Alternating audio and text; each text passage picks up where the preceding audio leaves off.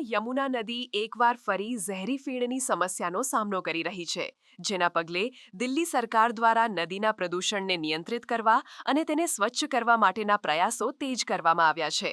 ખાસ કરીને કાલિંદી કુંજ અને અન્ય ઘાટો પર સફેદ ઝેરી ફીણના જાડા થર જોવા મળી રહ્યા છે, જેને દૂર કરવા માટે નૌકાઓની મદદથી પાણીમાં હલચલ વધારવામાં આવી રહી છે અને ફીણને વિખેરવા માટે રસાયણોનો છંટકાવ કરવામાં આવ્યો રહ્યો છે.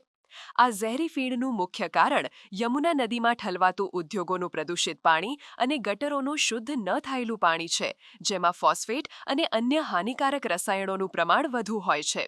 દિલ્હી પ્રદૂષણ નિયંત્રણ સમિતિના અહેવાલો અનુસાર યમુના નદીનો માત્ર 2% હિસ્સો દિલ્હીમાંથી પસાર થતો હોવા છતાં નદીના કુલ પ્રદૂષણમાં દિલ્હીનો ફાળો લગભગ 76%થી 80% જેટલો છે, જે પરિસ્થિતિની ગંભીરતા દર્શાવે છે.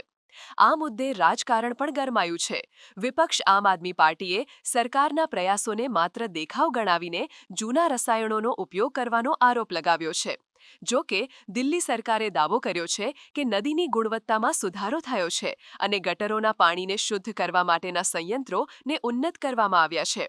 સરકારે સ્પષ્ટતા કરી છે કે ફીણને દૂર કરવા માટે પર્યાવરણને અનુકૂળ અને પ્રમાણિત રસાયણોનો જ ઉપયોગ કરવામાં આવી રહ્યો છે, જેથી છઠ પૂજા જેવા તહેવારો દરમિયાન શ્રદ્ધાળુઓને કોઈ મુશ્કેલી ન પડે.